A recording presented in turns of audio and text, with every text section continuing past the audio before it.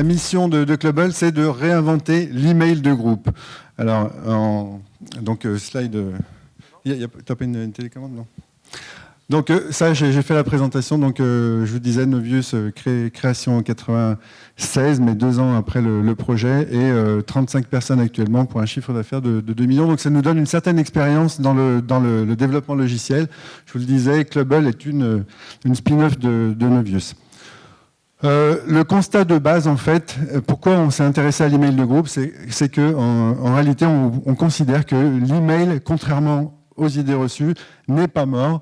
Alors j'ai quelques chiffres ici. L'email, en réalité, c'est le premier réseau social mondial avec ses 2,5 milliards d'utilisateurs dans le monde. On peut considérer, enfin, on voit facilement qu'il est beaucoup plus gros que le plus gros des réseaux sociaux.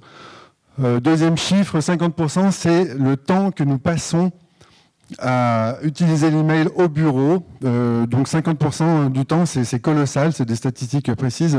Ça veut dire qu'en fait, c'est un outil qui est absolument prégnant en entreprise, on ne peut plus s'en défaire. Du coup, autre chiffre en haut, c'est l'investissement qui est fait dans cet outil en ce moment. On s'aperçoit que cet outil est indispensable et donc du coup il faut le rafraîchir un petit peu. Il y a 365 millions de dollars qui ont été investis en 2014 dans des startups qui travaillent sur l'email.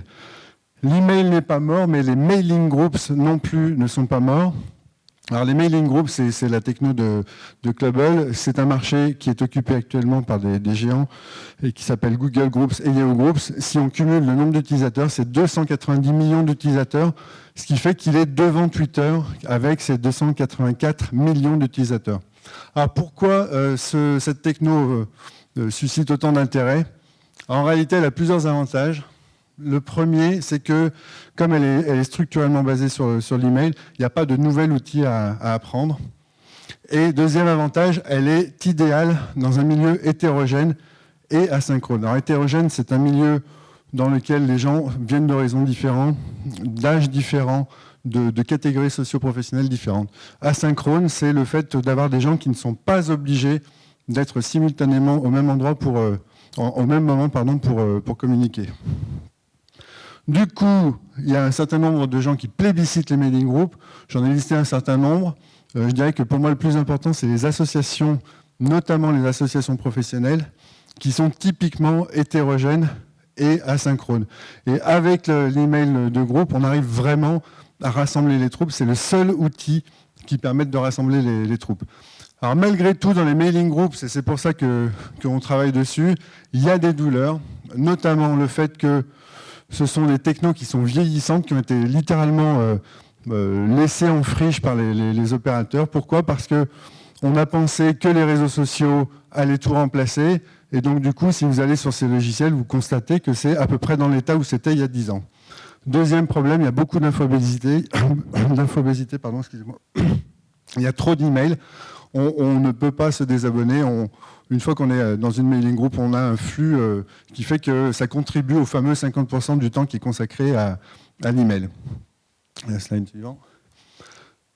La mission de Clubble, je vous le disais, c'est donc d'inventer le mailing group 2.0, c'est-à-dire d'ajouter au mailing group classique des fonctionnalités qui vont permettre d'améliorer le confort d'utilisation, de réduire l'infobésité et de donner des fonctionnalités telles que, alors vous les voyez mal, je suis désolé, comme j'ai un PDF, j'ai pas droit au plein écran, mais on a des choses qu'on rajoute qui sont typiquement Clubble, notamment le fait de pouvoir voter directement dans un email, de faire quelque chose qui ressemble à Doodle en composant son email, d'avoir des formulaires comme Google Form, mais directement dans l'email également, et de faire des choses telles que le paiement par email. Donc ça, ce sont les fonctionnalités qu'on rencontre habituellement dans les réseaux sociaux qu'on ajoute à l'email. Voilà. Slide suivant. Donc un mail Clubble, c'est quelque chose qui ressemble à ça. On essaie de faire en sorte que ce soit des mails qui sont synthétiques. Donc par exemple, on enlève tout ce qui est signature, citation, les choses qui parasitent la lecture dans les mails. On fait en sorte qu'ils soient un peu plus riches. Par exemple, le fait d'avoir... Ça, c'était bien en gros, on pouvait le voir, je suis désolé. La possibilité d'avoir des réactions, des likes, ou de savoir qui a lu son mail, c'est des choses que vous voyez en bas. Et puis on essaie de le rendre intelligent aussi en permettant par exemple de couper la conversation quand il y a des conversations qui ne vous intéressent plus, ce qui fait que vous débarrassez d'une bonne partie des emails. Slide suivant. Makelable, c'est aussi une interface. Ce qu'on n'a pas dans Google et Yahoo, c'est le fait que la discussion qui a lieu au sein des mails est dupliquée intégralement sur une interface très, très simple à lire. Là, on voit qu'on est sur le conseil d'administration de la cuisine du web. On a une discussion qui est fluide et qui permet d'aller beaucoup plus vite dans la lecture et surtout d'avoir le choix. C'est-à-dire que la personne qui préfère l'email suit la discussion par email, la personne qui préfère une interface le fait sur cette interface. Et donc, du coup, on respecte les goûts et les préférences de chacun, ce qui permet réellement de rassembler ces troupes, qui est un des objectifs majeurs de Clubble. Puis le dernier slide, le pricing et le modèle économique, et je pense que j'aurais dépassé mon temps. On a 3 offres, une offre gratuite qui permet à tout le monde de l'utiliser avec les fonctionnalités que je viens de vous décrire, et 2 offres, une pour les associations qui permet notamment de faire la récolte des cotisations grâce au paiement par email. Ça, c'est quelque chose qui sera lancé en octobre 2015, ça n'est pas encore effectif. La récolte des cotisations, c'est une épine dans le pied des associations.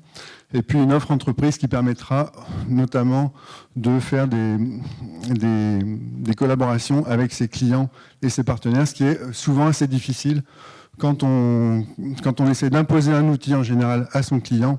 Assez rapidement, ça tourne à l'échec. Voilà, juste dernier slide, tu peux passer au dernier. J'en saute 2 parce que ça, c'est les chiffres. Je pense que c'est pas hors sujet aujourd'hui. Je vous laisse méditer sur ce slide, qui est une analogie avec l'immobilier. Finalement, si vous voulez faire une bonne affaire, quand vous investissez, il faut investir dans un quartier un peu délaissé, sur le point d'attirer les bobos. C'est le cas de l'email en ce moment, et c'est pour ça que je me lance là-dedans, et que je suis à la recherche d'investisseurs sur des montants relativement raisonnables pour l'instant.